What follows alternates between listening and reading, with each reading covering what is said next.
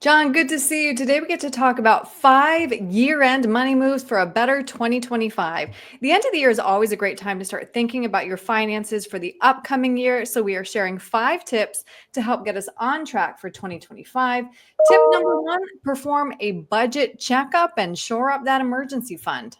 Aaron, the word budget. I No, know. no, no. We don't do budgets I here. know. We do spending plans, right? Because no one likes to be on a budget. So what I like about this idea, you're going to be getting that end of year credit card summary. Look at your spending and look what you spent and how you spent it, especially if you found yourself digging into your savings. What could you have done differently? Just kind of like a coach looking over a game plan for the year. And then next year, say, listen, I have to really be more mindful of where I'm spending, or maybe I'm eating out too much or going to Starbucks too much. That's a great way to go into those New Year's resolutions with a game plan looking back on the year. Mm-hmm. Next, max out your Roth IRA or consider a conversion. Yes. If you're making contributions to a Roth IRA, a Roth 401k, or you're doing conversions, now is one of the better times to do it, because you understand what your annual income is going to be, so you can have a better understanding of what your tax bill is going to be. So for a lot of clients, late November into this first week of December, we finish up our Roth conversions because we want to make sure it goes off without any hitches. And we're able to tell our clients, listen, you're going to pay this much in taxes, but we have a good understanding because the income is pretty well defined for the year. And while no one likes paying taxes, it's a better strategy to understand the tax you're going to pay. Right. And speaking of those tax advantaged accounts, John, you wanted to mention the health savings account.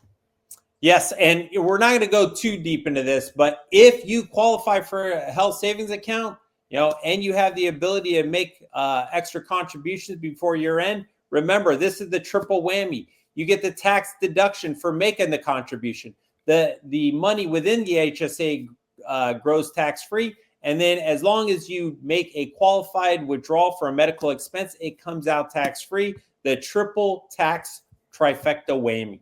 Mm-hmm. Next, you can offset your gains by harvesting losses. This is known as tax loss harvesting. Yeah, so oftentimes we talk about tax loss harvesting as a silver lining in a down investment year. But now is a time where you may, if you do have any of those losers, let's say you got in on NVIDIA a little too late and you caught the drop. If you have any losing positions, now could be a great way to take those losses, sell them off, and then maybe offset some of the capital gains that you may see with some of your winners that you sell. Mm-hmm. Though it has, as you mentioned, been a pretty good year for the stock market, which is why it's also a good time to consider rebalancing. Yes, and a lot of people don't, a lot of do-it-yourselfers don't realize that when you have either an up market or a down market, your portfolio gets out of whack because in this up market, a 60-40, 60% stocks, 40% bonds portfolio, because of the stock market doing so well and now bonds coming back down, that your stocks, the balance of your portfolio may have shifted from 60-40 to, let's say, 65-35. So now's a good thing because you want to always keep within parameters and stay disciplined, especially at the fact that we're at the top of the market. We're now in a stretched out market cycle. So we want to get back to where we should be, a 60-40 portfolio in our example, and understand that it's really easy to do that if you have an IRA because you have no taxable event.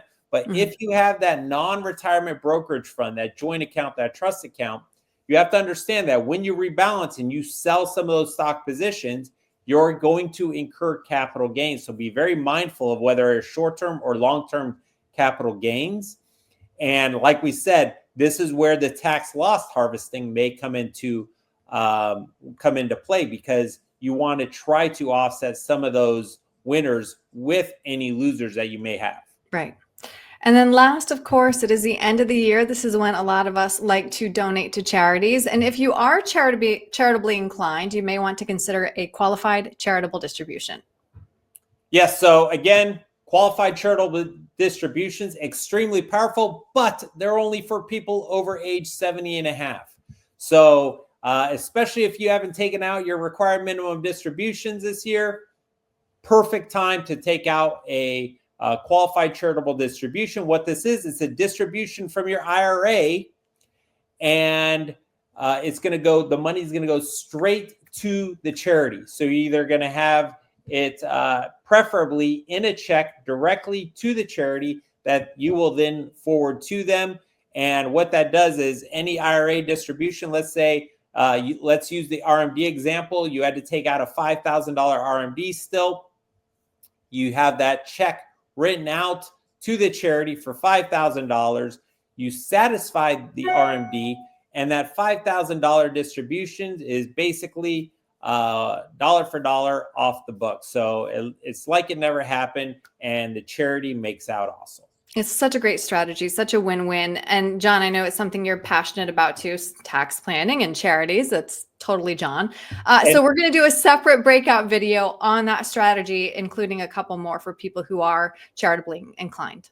Right. And as a teaser to that video, there are two other options that we don't want to forget, because not everybody is 70 and a half watching this.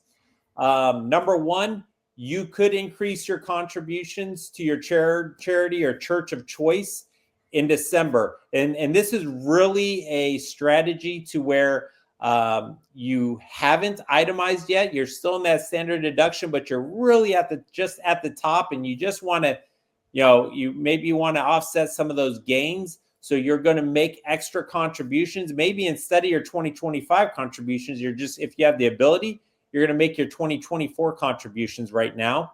That would give you an itemized deduction and a bigger tax relief for those charitable contributions you made. Then in 2025, you can go back to a standard deduction.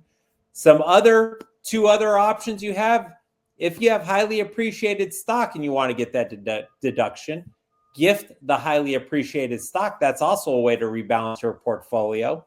And last but not least, the donor advice fund, which could be big if you had some big capital gains. If you're one of those big NVIDIA winners earlier in the year, or let's say you sold a house here in California that you've owned for 2 decades, you have some huge capital gains taxes coming your way. So a donor advice fund is a great way to mitigate those taxes. And as you said, Aaron, our last video of 2024, that is going to be the gift that keeps on giving. We're going to talk about charitable contributions. All right. Yep. And just a good reminder to everybody, we have so many wonderful videos, also your podcast, the Retire Happy podcast, on your YouTube channel and everywhere else, so people can listen and learn at their own leisure.